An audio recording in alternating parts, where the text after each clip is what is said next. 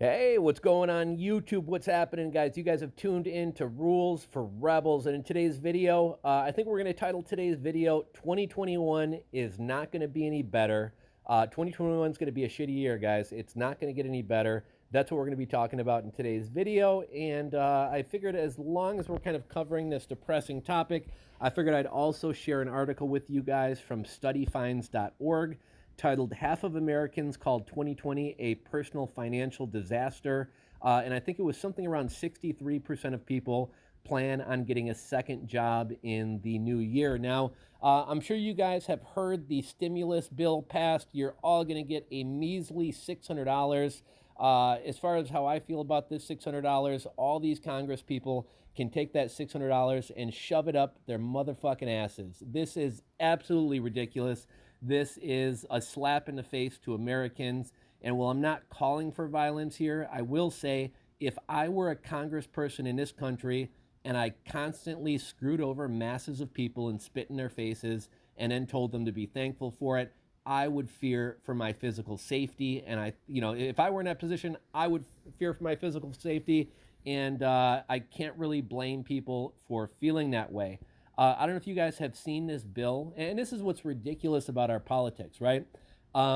There's things in the bill like if you use, I thought this was kind of funny, they're going after print on demand sellers. If you use Smokey the Bear for commercial purposes, you could face, I think it was either 6 months or a year in prison and tens of thousands of dollars in fines. I believe they also tucked something into the bill where if you are caught illegally streaming music or movies, 10 years in prison, you're a felon, and tens of thousands of dollars in fines. I think something like 20 to 30 million dollars is going over to Pakistan for, I don't know if it's gender studies, gender reassignment, something like that.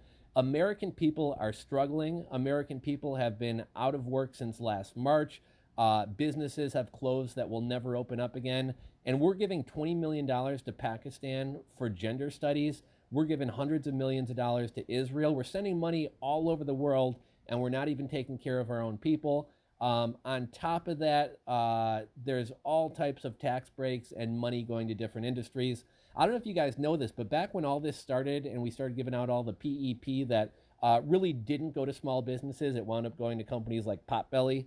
But back when that all kicked off, had we just given money to American families, we could have given $20,000 to each American family. But instead, we squandered a good portion of the money, billions and billions of dollars, on fraud. We wasted billions of dollars. We gave billions of dollars to politicians' friends. I think Gavin Newsom's buddies over at the French Laundry got something like 26 times what the average restaurant gets. Um, I'm trying not to be crazy here, but I am shocked that the American people aren't kicking in Congress people's doors and taking all their shit away from them because, uh, you know, asking, begging, none of this seems to work. At some point, force may be necessary. I hate to say it. Before I get on too much of of a crazy rant here, let's hop on into this article here. But one of the points I wanted to get across is 2021 is not going to be any better, guys. Like I was meaning to make a video about this the other day. I hear a lot of people like, oh, 2020, what a dumpster fire, what a shit show. I can't wait for this year to be over. As if, they're looking at it almost as if it's a bad day. You ever had a bad day at work or a bad day? And yeah, it's a long day, but once you finally get home, you're going to eat dinner, take a shower, go to bed, and then the next day you start fresh and you start fresh with a good day. Like that's not what 2021 is going to be. Just because the number on the calendar changes from 2020 to 2021 doesn't mean things are going to get any better. All the people who are still employed are still going to be unemployed. All the businesses that have shut down and aren't coming back are still going to be gone. You still have these corrupt mayors and governors and congressmen and senators who only take care of their friends. You still have this overreach of government shutting everything down, locking down cities, closing businesses, and none of that's going to change, right? Like elections aren't coming up for a while. We kind of have what we have. There's really no reason to believe that these politicians are going to change their ways. So 2021 is going to be a much, much shittier year than 2020. And people are really fucking stupid. You know that? Like I was in a client's office today, and I heard one of the women saying, "Did you hear we're getting a stimulus check? This is awesome, $600." Yeah, you're getting $600, and they've spent hundreds of billions, if not trillions, of dollars, completely wasted, going into their friends. This devalues your dollar, so that $600 in the grand scheme of things in the future is probably more like $50. They've completely devalued our currency. Um, Things are only going to continue getting worse. I really can't stress that much more. Unemployment's running out. States' unemployment funds are depleted. The what is it? The federal eviction moratorium ends. I want to say at the end of this month or sometime in January. There's going to be a ton of evictions, a ton of foreclosures. We'll see if this keeps getting continued. We're kind of fucking over small time landlords. Well, there are some mega big property management companies. A lot of the properties out there are owned by small time landlords. Maybe somebody took a transfer to another city, but plans on coming back and wound up keeping their home as a rental. Maybe you have a plumber, a handyman, somebody who works in the trades who use those skills and use their savings to buy another rental home to try to subsidize their retirement as a side hustle to make a little bit of extra money. And they're the ones that are getting screwed here. The government isn't paying people's rent, the government isn't paying people's mortgages, but the government halts eviction. So as a small-time landlord, as I myself am, the government tells me you have to house this person for free, you can't kick them out, and we're not going to do anything for you. How ridiculous is that? It's not private landlords' jobs to provide free charity for people. And it's not to knock people who are unable to pay their rent. I think we should be doing something for them. But what makes this even more ridiculous is the government, the cities, states, municipalities, they're also not willing to waive property taxes. So, hey, you have to house this person for free. We're not going to give you any money. We're not going to do shit for you. And we still want our cut, and we want it on time. They still want their property taxes, even though landlords are housing people for free. I could rant on for hours about this, but let's get into today's article, which I think kind of highlights how bad things really are. Half of Americans call 2020 a personal financial disaster and plan to change their priorities in 2021. Now, one thing I will say, most people are really bad with money. At one point in my life, I was really bad in money. Throughout my early 20s, I made a mess that took myself years to dig out of. And I've since learned my lesson. I live differently. I'm into the FIRE movement. Financial independence, retire early. Financial independence is incredibly important to me, and I live very frugally. Now, I do think we have wide societal problems. College costs way too much. College doesn't prepare people to earn a living or live their lives. There's not really an ROI on college, and yet we continue to push kids to get into tens, if not hundreds of thousands of dollars in debt to go to college. That's a whole mess there. We're setting up minors basically on a path or a trail that's unwinnable. That's a big problem. Wages haven't kept up with inflation. Wages haven't kept up with housing. There's all types of societal problems. So I don't mean to put the blame on people, but I do think you and I and our fellow citizens share some blame. If you're running out every year spending $1,000, $1,200, $1,500 on the newest iPhone, you're a fucking idiot. If you're running out right now when the economy is really bad and we should all be worried about our future, and you're running out spending $600 on a PlayStation, you're a fucking idiot. If you have, $600, $1,000 purses or shoes, you're a fucking idiot, right? If you're struggling right now, like, people do overspend and people don't live within their means, and that's a huge problem, and hopefully this wakes people up. I don't know that it will. I remember following 2008, a lot of people said, I'm never going to get into debt again. I'm never going to live like this again. I'm never going to live beyond my means. And, a couple of years later, the economy's going well. Stocks are going up. People got a job they feel like is stable, and they fall back into their old ways because, it's a lot more fun to have nice things and to live beyond your means than it is to kind of skimp and save and sacrifice and kind of delay gratification.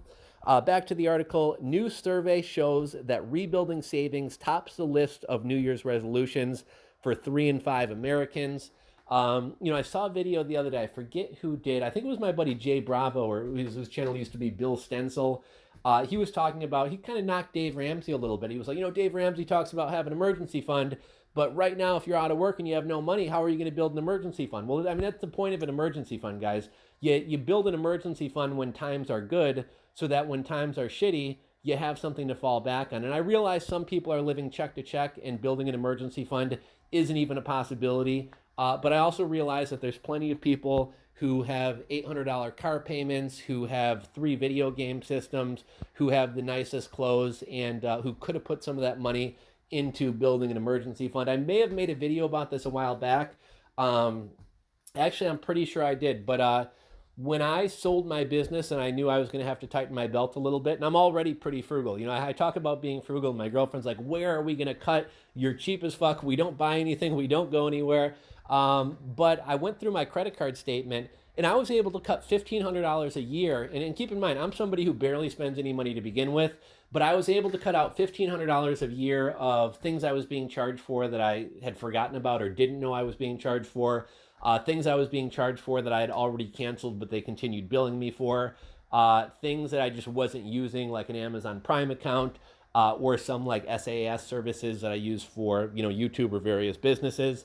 I was able to go through and cut out $1,500 a year. I renegotiated with my cable company, my internet company. I don't have cable. Renegotiated with my internet company, and I was able to get my monthly bill from $84 for just internet down to, I think, $35 or $40. Over time, you get out of these introductory rates and things start creeping up. So, seek out cheaper homeowners insurance, cheaper car insurance, cancel things that you're not using.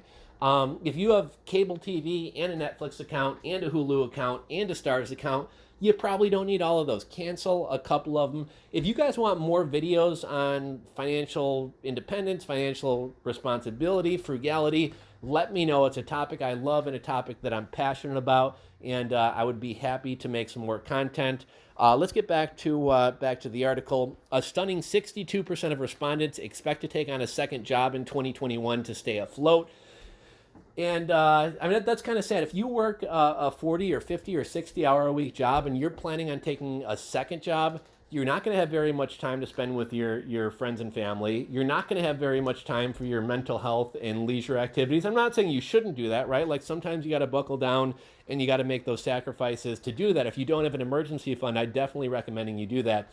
But think how horrible that is. Like, if you make decent money at your day job, a second job's probably going to be like retail, restaurant, bar. You're not going to be making a whole lot of money. So you're giving up all your free time, your time with your friends, family, your time for your hobbies and activities, for your physical fitness and working out. You're giving up that time to make what, $12, $14, $15 an hour? That's really kind of sad. I would much rather see people start businesses. A business has much more upside, right? If you're working at Trader Joe's after your day job for $14 an hour, like great, props off to you. I'm glad you're doing what you need to do to take care of your family. But that $14 an hour is never going to turn into $100 an hour, right? It's Trader Joe's. It's not your business. It can't scale. It can't grow to anything. Whereas if you start your own business, whether that's e-commerce, some type of freelancing business, some type of service business like power washing, cleaning out garages, whatever it may be, that's something that can scale and grow and potentially bring you financial independence. So I realize some people are going to have to do things in the short term to bring some stability into their households, to pay their bills. But start building a business. Start doing something a little bit on the side. What's kind of funny to me, or kind of sad to me, I guess I should say, is a lot of people, it's not until they lose their job or they find themselves in a bad situation that they're like, I need to make some money. I need to do this. And it's hard to do something when you're starting from scratch. If when times are good, you slowly start developing some craft, developing some business, slowly growing something over time. Eventually, one day when you do need that income, when you do need that business, it's going to be mature and it's going to be able to provide for you. Back to the article, 3 in 10 currently don't have the means to cover a $400 financial setback. And, I don't think this is really anything new. I'm surprised it's that high, right? We've been hearing for 5 years, ever since I started this YouTube channel, I've been doing stories about how nobody has money to deal with a $400 or $500 emergency. So with times being incredibly tough right now, I'm not sure how it's still even $400. I bet you a lot of people don't. I'm seeing a lot of articles and a lot of sad stories online where people don't have people got $4 in their bank account. So I'm kind of surprised that that number is that high.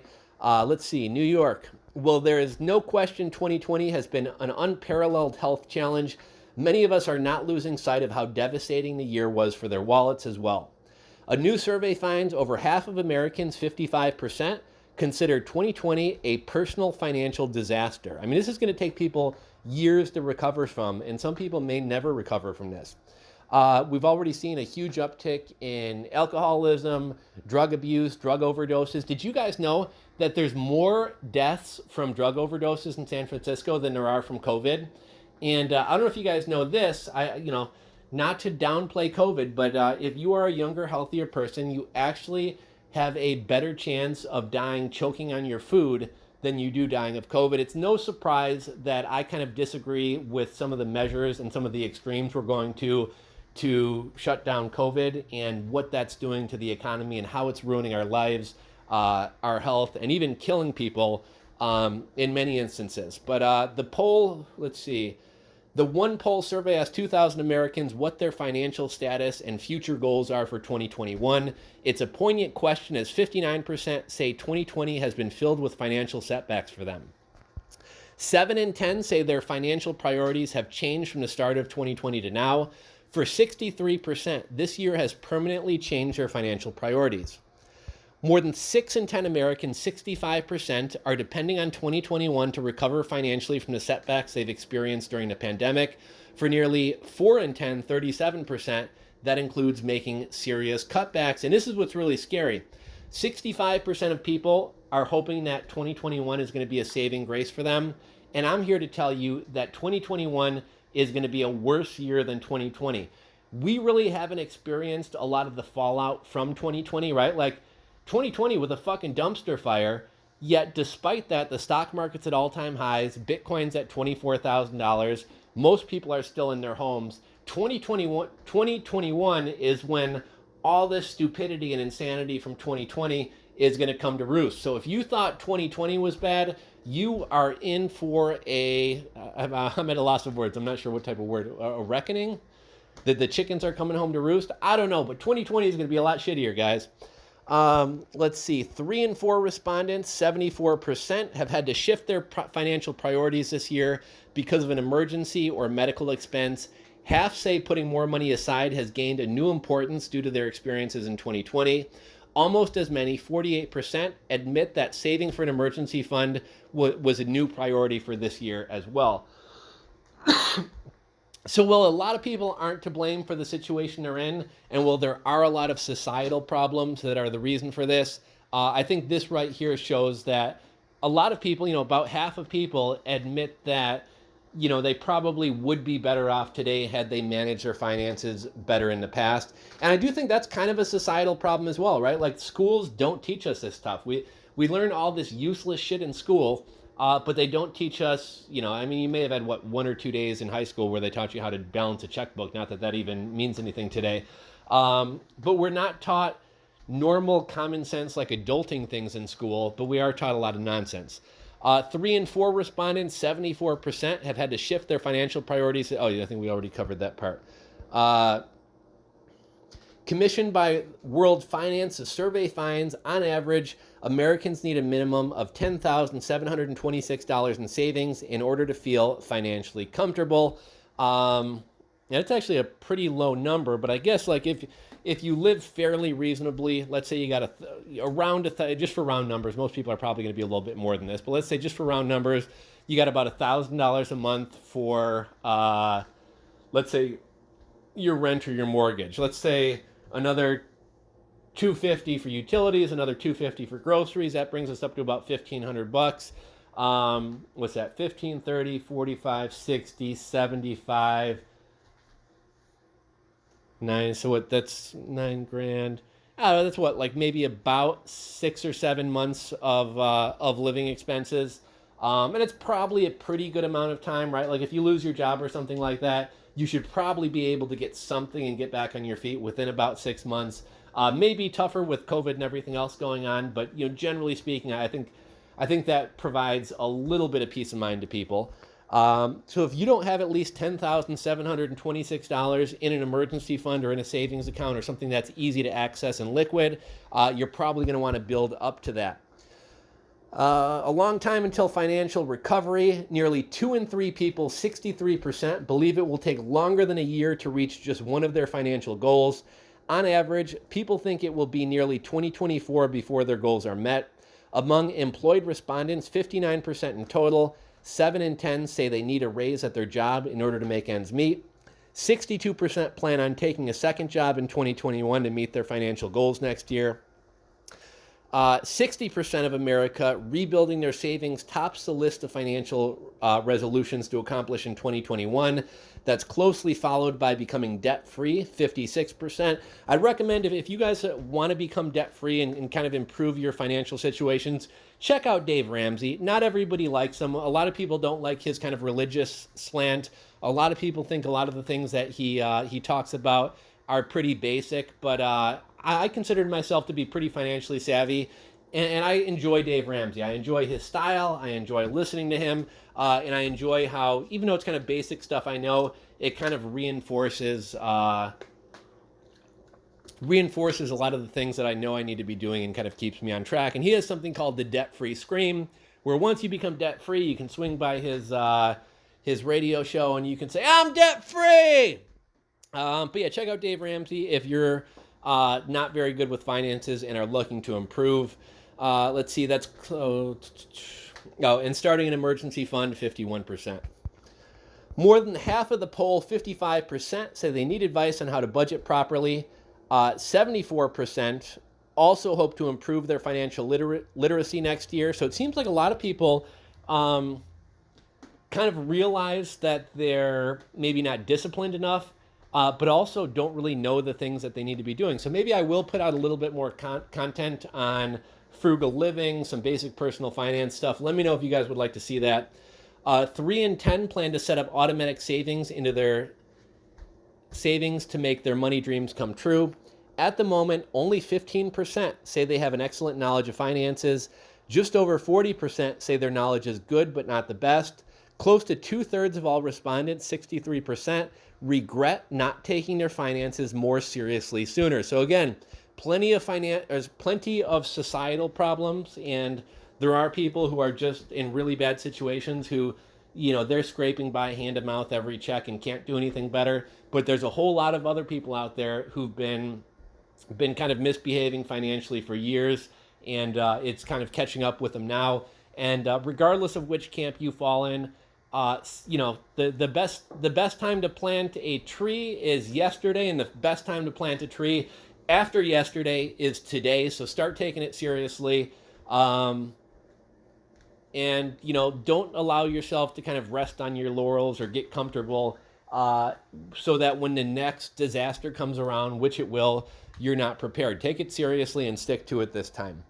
Ringing in the new year provides the opportunity to reflect, learn, and plan for financial resolutions as we look ahead to 2021.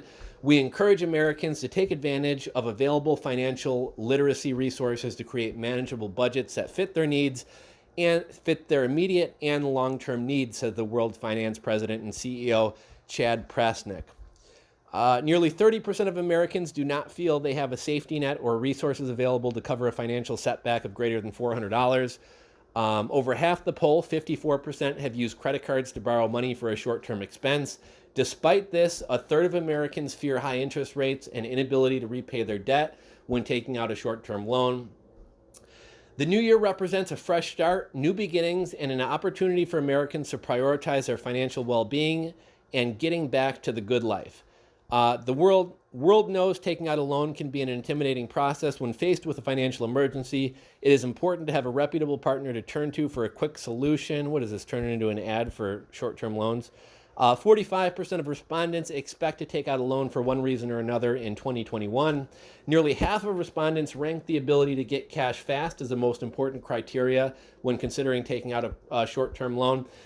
If you can avoid it, try not to take out a loan. I don't care if you have to go get a job at McDonald's, if you have to drive Uber, if you have to sell your new PlayStation 5.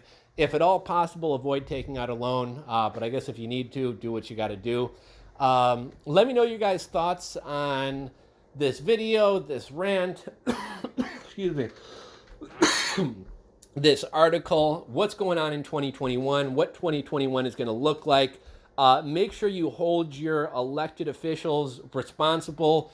Call their office and leave them nasty voicemails. Send them nasty emails. Let them know what pieces of shit they are. And make sure to tell your friends, because most people are kind of stupid and just kind of meander through life and are cheering about how they're going to get a $600 stimulus check.